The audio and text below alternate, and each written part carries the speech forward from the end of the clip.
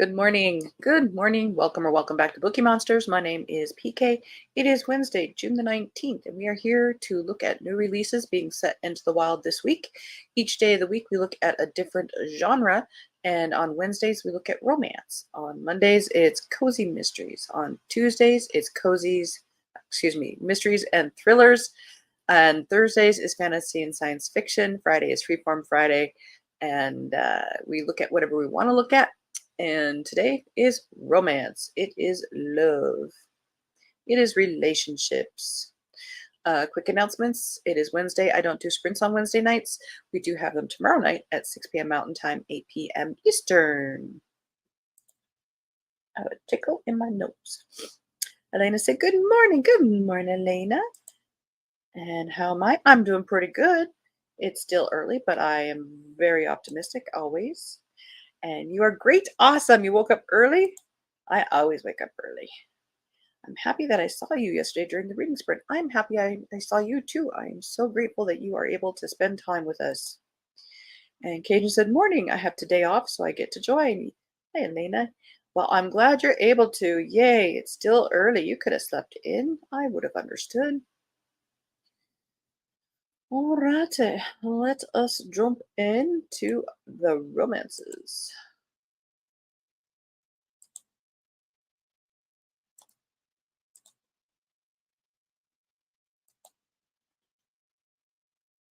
Sometimes I'm in the mood for romance. I read a really good one over the weekend by Mary McFarlane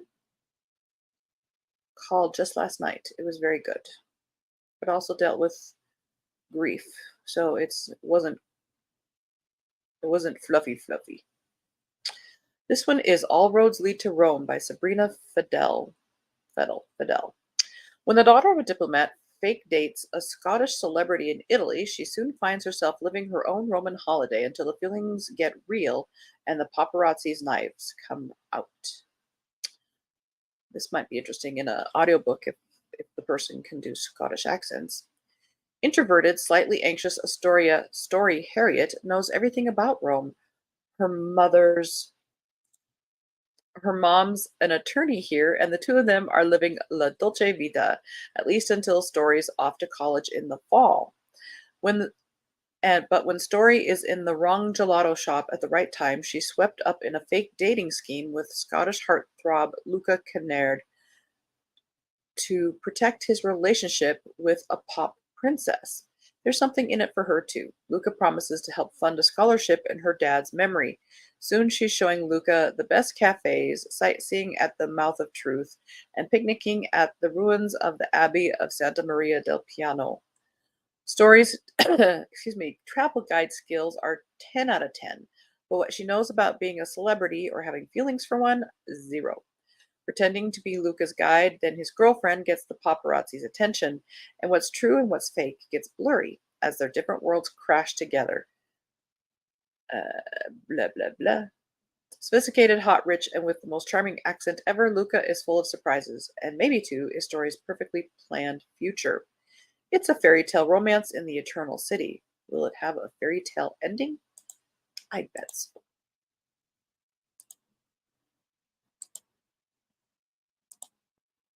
I woke up at the same time every day, and once I'm awake, but just been playing games and reading.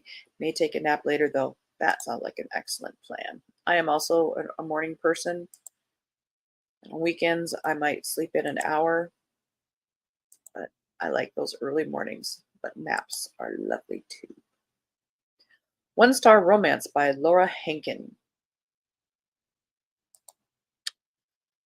A struggling writer is forced to walk down the aisle at her best friend's wedding with the man who gave her a book of very public one-star rating in this fresh blah blah blah. Natalie and Rob couldn't have less in common. Nat's a messy artist and Rob's a rigid academic. The only thing they share is their devotion to their respective best friends who just got engaged. Still, unexpected chemistry has Natalie cautiously optimistic about being maid of honor to Rob's best man. Until minutes before the ceremony, Nat learns that Rob wrote a one-star review of her new book, which has them both reeling. So what? He didn't like your book. Get over it. Nat from imposter syndrome and Rob over the reason he needed to write it. When the reception ends, these two opposites hope they'll never meet again. But as they slip from their 20s into their 30s, they're forced together whenever their fast track best friends celebrate another milestone. Through housewarmings and christenings, life changing triumphs and failures, Natalie and Rob grapple with their choices and how your harshest critic can become your perfectly imperfect match. After all, even the truest love stories sometimes need a bit of rewriting. Honey, if you can't take some criticism, you should not be a writer.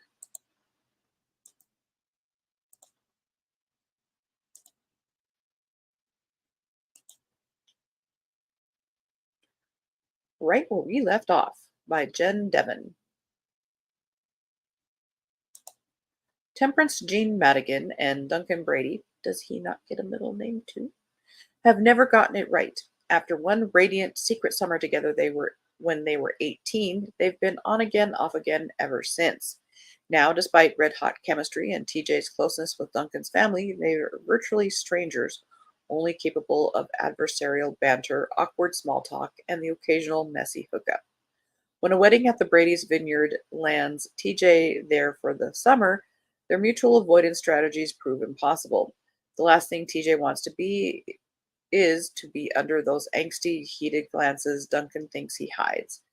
And for Duncan, having fiery TJ constantly close is the ultimate distraction that he absolutely can't afford. When forced proximity begins to chip away at their armor, buried tensions resurface, old wounds urge confrontation, and once in a lifetime love demands one last chance to finally get it right.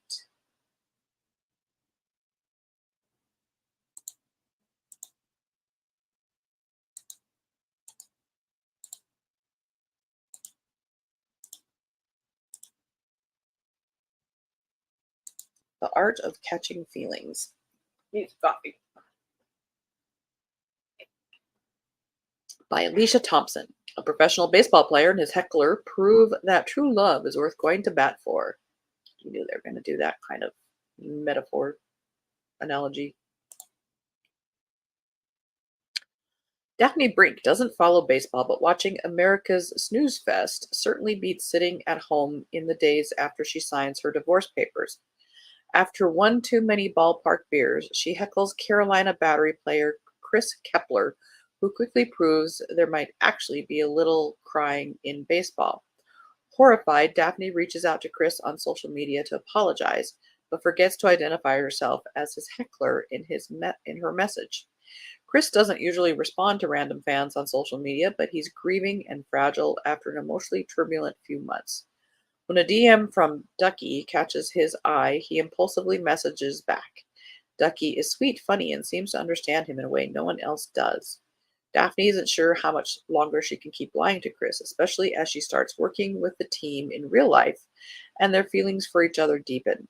When he finds out the truth, will it be three strikes, she's out?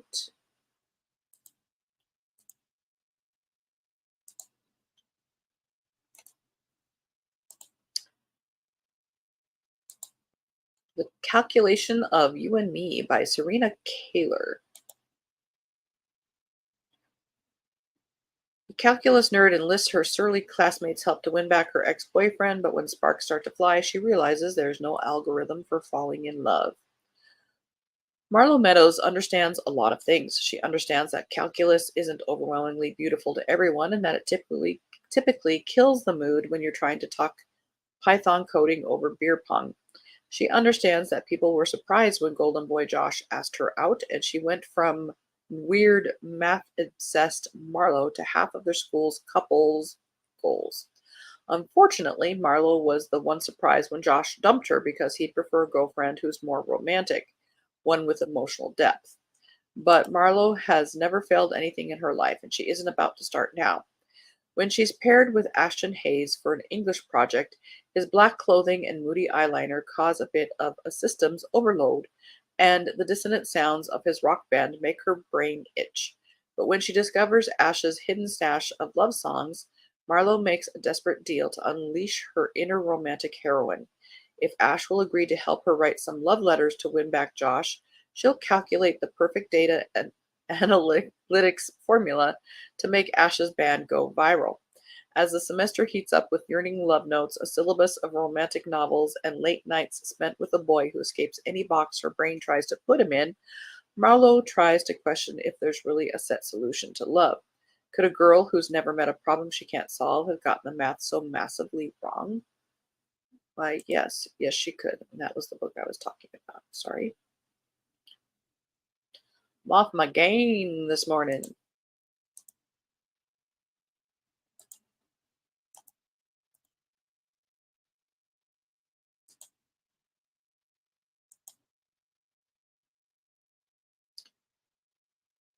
15 Summers Later by Rayanne Thane. 15 summers ago, everything changed. Ava Howell seemed to have it all. She moved away from Emerald Creek, Idaho, married the love of her life, and published a best-selling memoir, but she never expected that her husband would feel so betrayed by a secret from her past, the truth of what happened to her and her sister all those years ago, that he'd walk away.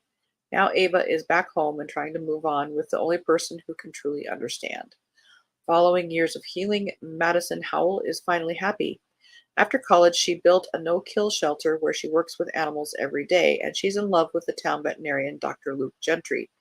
But she can't ever bring herself to tell him. Years ago, his dad died protecting Maddie and her sister, so how could he love her back? With the truth laid bare and the past that Ava and Madison have worked so hard to leave behind, threatening everything they've built for themselves, the Howell sisters' reunion is bittersweet. And as Ava and Maddie attempt to remedy the rifts in their lives and reconcile their futures, they must face the demons of their past together.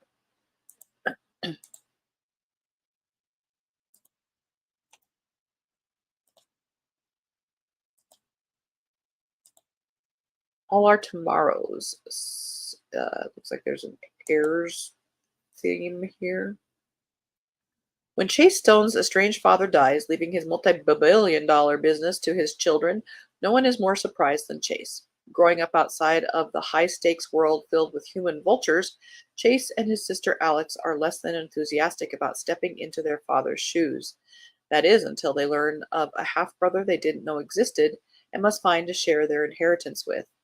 Piper Maddox was the elder Mr. Stone's uber-capable assistant, abruptly fired 2 weeks before his death. She knows everything about Stone Enterprises and the man who built it, but Piper has no desire to work for another member of the Stone family, even one as down-to-earth as Chase. Desperately needing financial security, Piper agrees to return so long as kissing up to Chase and unaccepting unwanted advances are not part of her job description, a promise that becomes a serious hurdle for both of them. Piper and Chase scramble to find the third Stone sibling before the media does, sharing secrets along the way, secrets that can bring them together or tear them irrevocably apart.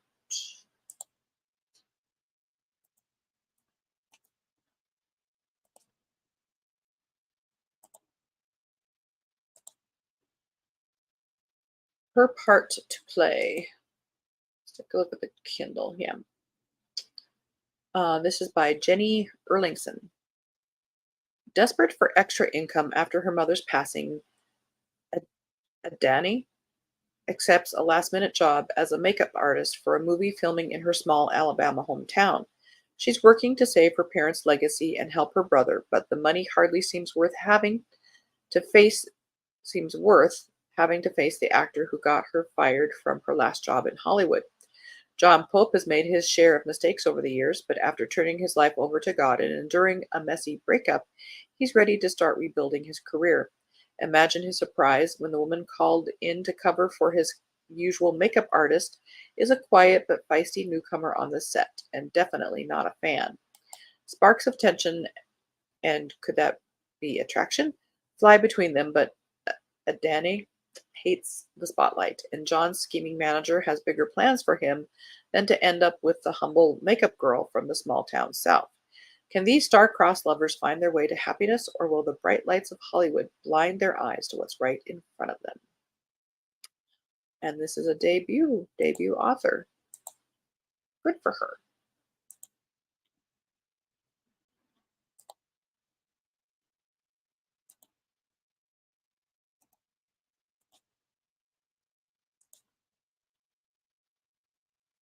Lady Scandal by Laura Lee Gerke.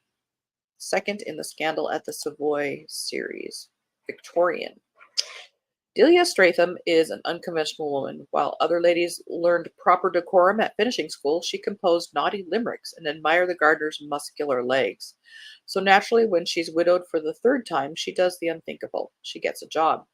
Planning events for the Savoy Hotel is perfect for someone with her skills, but her dream career turns into a nightmare when she's forced to work with the most annoying and gorgeous man she's ever met. Hotel magnate Simon Hayden knows something fishy is going on at the Savoy. The hotel is constantly busy, yet the books say it's in the red. He's determined to root out the fraud and its perpetrators, and that means spending time with one of the most likely suspects, the delectable, infuriating Lady Stratham. She's definitely getting in his way and under his skin, and he can't decide whether to fire her or kiss her until she stops arguing. But when the sparks between them flare into flame, Simon must choose between his love for Delia and his duty to the hotel. Will his choice bring them together or tear them apart? Dang it, I apologize. I keep missing putting on the tabs. What's wrong?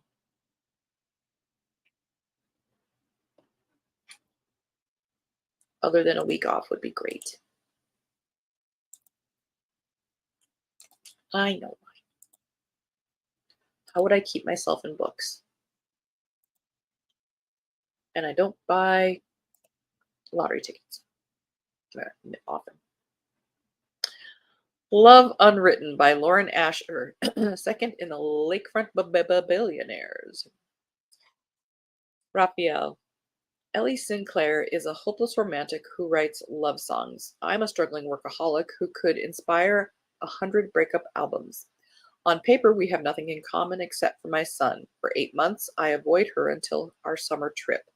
14 days, 2 islands, and 1 nanny I shouldn't be attracted to.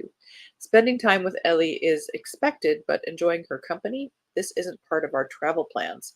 After my divorce, I swore to protect my heart at all costs, even if it means breaking hers in the process. Ellie. What's worse than working for a grumpy single dad? Admitting that I once had a secret crush on him in high school. Thankfully, Rafael Lopez and I have changed since we graduated from Wisteria High. He's a billionaire with a company to run and a child to take care of. I'm unemployed. I'm an unemployed songwriter he hired to watch his son and teach music. What are her qualifications to take care of a child? We coexist without any issues until a vacation changes everything. Lines blur and old feelings for Raphael return with a vengeance as I face a new dilemma. Being his son's nanny is one thing, but wishing for more sounds like a heartbreak song waiting to be written.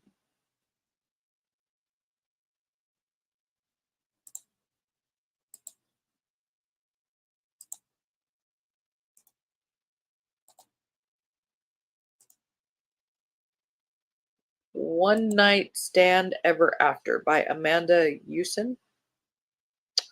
Third in the Unforgettable Fire. Anna Rivera may not be ready to say goodbye to her burlesque troupe or New York City, but she's determined to go out with a bang, which is when she sees a face in the crowd that sends her heart rate through the roof. Max Cooper. Her brother's friend and the object of many, many teenage fantasies. But while Max may look like Sin in a suit, he's not prepared for the moves she's got in store. Max knows he should turn away, and Anna's been off limits forever. But he can't help himself. The electric connection sizzles between them, but Max knows better than to play with fire. This calls for rules. Boundaries. I did it again. Setting out expectations. Just a hot little hookup, and that's it. But fate plays dirty. Soon Max and Anna find themselves stuck in their small hometown together, and avoiding that sexy spark is impossible. Now they're sneaking around enjoying 1 month of no holds barred, unbelievably wicked sex, until Anna leaves for her next gig. And all the consequences in the world might not be enough to stop this fling they've started. Interesting take. She's a burlesque dancer. Oops.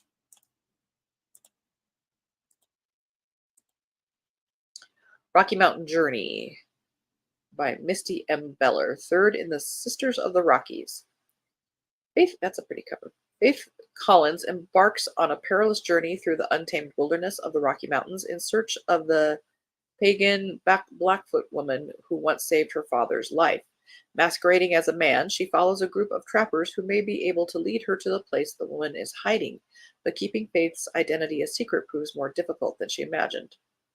No kidding. Grant Allen is searching for his younger brother who was separated from him when their parents died many years ago.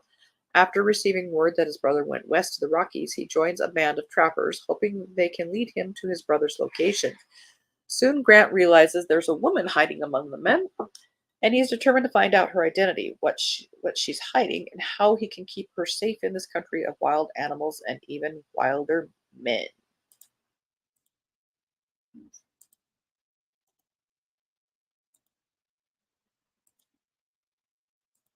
Viscount's Marriage of Inconvenience by Barbara Russell.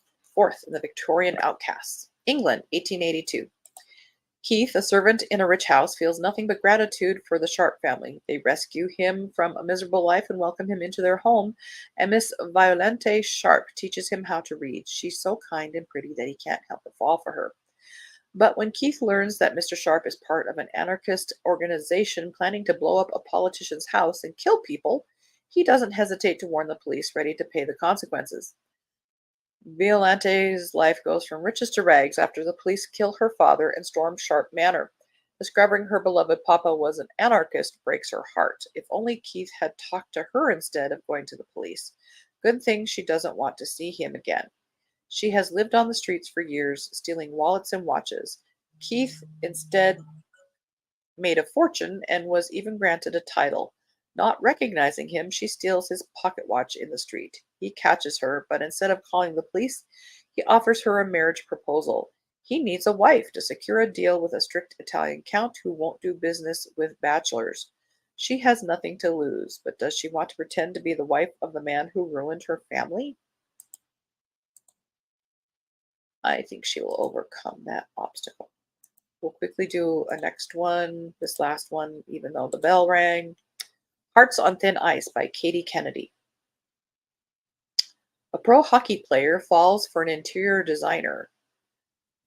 Nick Sorensen had once been one of the fastest men in hockey until the devastating plane crash that took the lives of his best friends, leaving him the only survivor. Now he's physically ready to get back on the ice, but his coach is concerned Nick isn't doing as well mentally as he says he is. Case in point, Nick's apartment is completely empty, apart from a single chair and a mattress on the floor.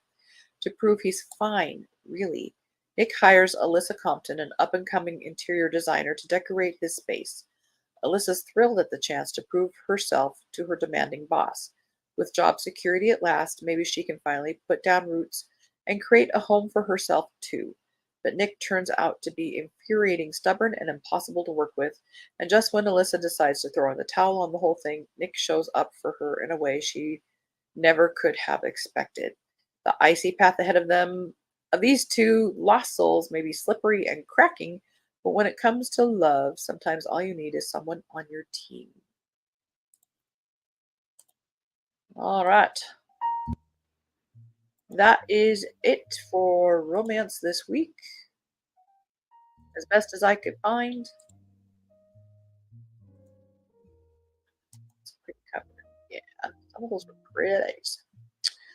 All righty. So, again, we don't have any sprints tonight on Wednesday night.